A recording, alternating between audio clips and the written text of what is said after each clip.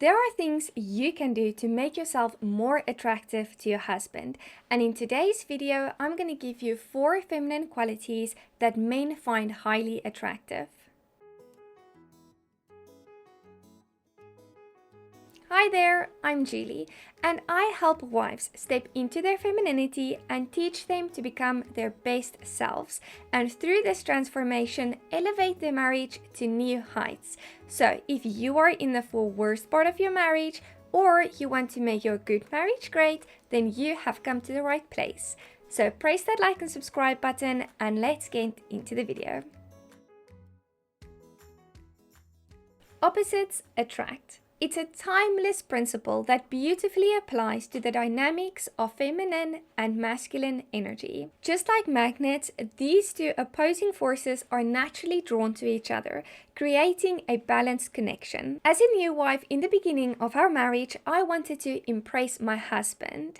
And I thought if I can show my husband I can do the things that he does, then he would be impressed. But quite the opposite happened. By doing this, I started to radiate more masculine energy. I was stepping out of my role of being a wife. A wife should complement her husband, but I was setting myself up to become his competitor. Feminine energy, characterized by openness, nurturing, and receptiveness, complements the assertiveness, strength, and decisiveness of masculine energy.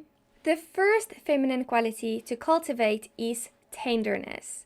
We all know it's a harsh world out there, and every day our husband has to go out to work and he has to face hard challenges. Sometimes it troubles them so much that they don't even want to speak to us, our wives, about it. Stepping into the feminine quality of tenderness will make you become his place of refuge.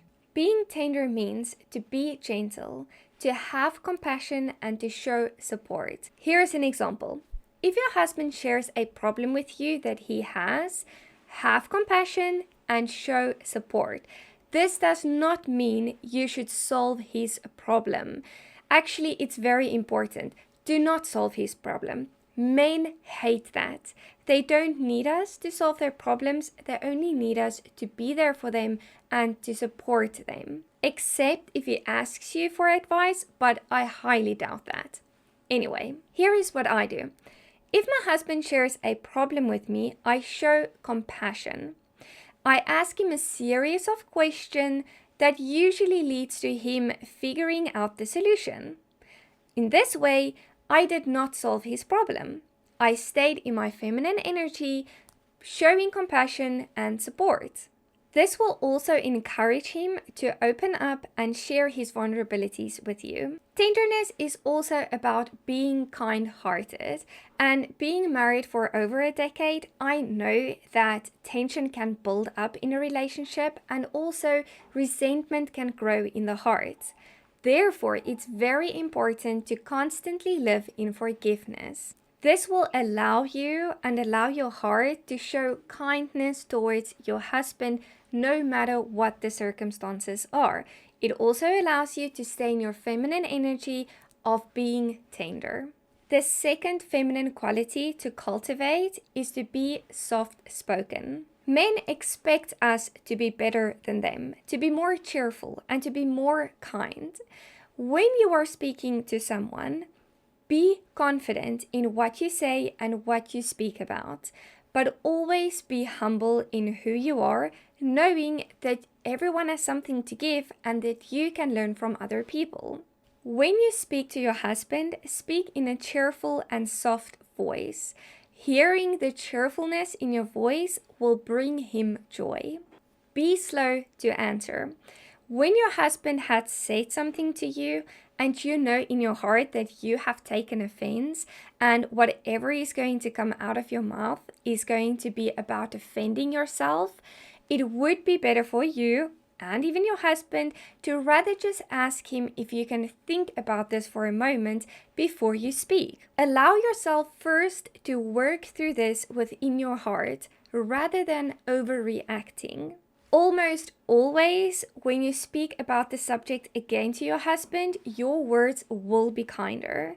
And being in a feminine energy, is about being tender, being kind, and soft-spoken, because that is what attracts a man. And lastly, I just want to say, never interrupt anyone.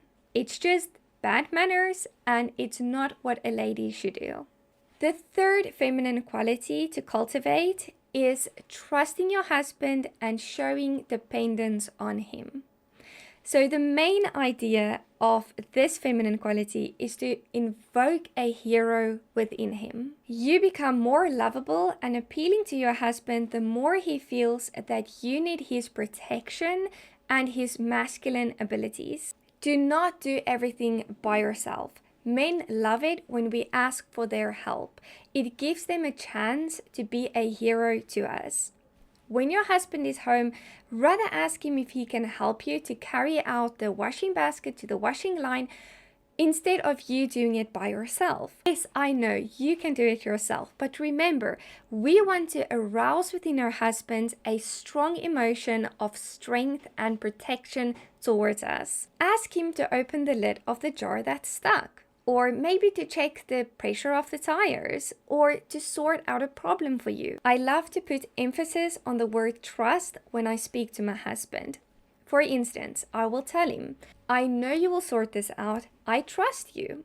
Telling him that you are trusting him to do something shows that you are being dependent on him. He will then add more value to getting this thing done, not because he has to, but because you have tapped into his masculinity of protection and you being dependent on him. And it's very important not to check up on him. He will tell you when he has done it. When you depend on your husband, it brings out his masculinity and the power of strength, and this power is delightful to him. The fourth feminine quality I want you to cultivate is to take care of yourself. As a wife and a mom, I know that most of our thoughts go into our families, their needs, their wants, and their schedules. But I want you to remember this. Your health and your mental health is very important, not just for you, but for your family. Your kids, your husband, they cannot thrive if you are not doing well. We have heard a lot of people say that the mom is the glue that keeps the family together, and that is true. So, inner work. It is very important to set time in your schedule for yourself, to do things that makes you happy and makes you feel fulfilled. Having kids, a lot of energy and a lot of love goes into them, and we don't always receive it back, especially if they're younger kids. Don't expect your husband to fill all of those needs. Know yourself and know what things makes you happy. Maybe it's being alone and just reading a book, or maybe it's going out with friends and having a coffee with them. Whatever it is, make sure that you get it so that you can feel happy and filled. That will positively affect your family. But be sure you get what you need to feel happy and to feel filled. A happy and cheerful wife is attractive to a husband. Now for the outer work. Taking care of your appearance is not just about looking good, it's about feeling good too.